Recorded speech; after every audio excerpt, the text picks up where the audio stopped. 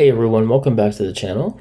Today's episode is going to kind of shift gears a little and talk about an entertainment icon that has entertained New York audiences with its glitzy, glamorous, all-female dance troupe.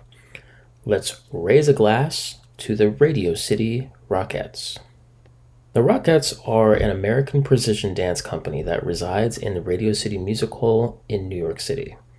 Since their founding in St. Louis in 1925, the Rockettes have celebrated 98 years, performing for theatergoers of all ages.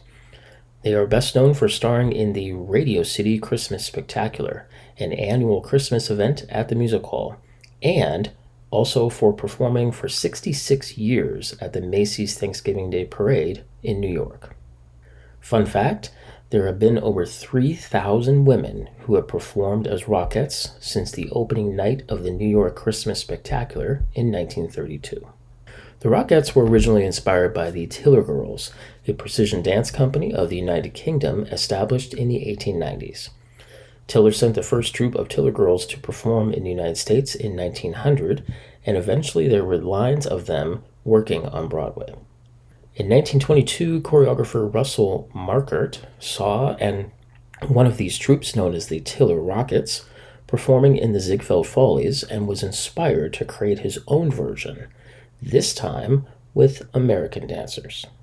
In 1932, an American theatrical impresario by the name of Roxy Rothafel brought the soon-to-be famous troupe to New York City for the opening of his Roxy Theater and renamed them the Roxyettes.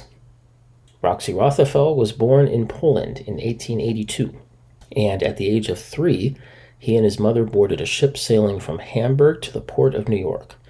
It is here in New York City where he would later set out to create and establish notable movie theaters, pursuing any job he could to make ends meet. In 1908, he began his show business career in Forest City, Pennsylvania, where he created the Family Theater, a combination cinema and skating rink in the back room of a local saloon. In 1912, he came back to New York City, where he would achieve his greatest successes, managing and producing shows at the Regent, Strand, Rialto, Rivoli, and Capitol theaters. His greatest achievement, however, came in 1927, when he would open the Roxy Theater in Times Square, which today is an empty building after TGI Fridays closed on the site during the COVID-19 pandemic.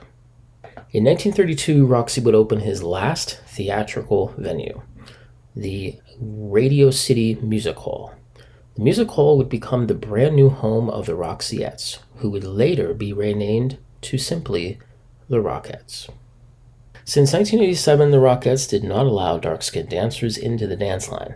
The justification for this policy was that such women would supposedly distract from the consistent look of the dance group. However, selected in 1987, the first African-American Rockette by the name of Jennifer Jones made her debut in the 1988 Super Bowl halftime show. From 2002 to 2019, the Rockettes presented a dance training program called the Rockettes Summer Intensive. This week-long dance education program offered aspiring dancers the opportunity to train with current Radio City Rockettes and choreographers to learn the choreography from the Rockettes' repertoire.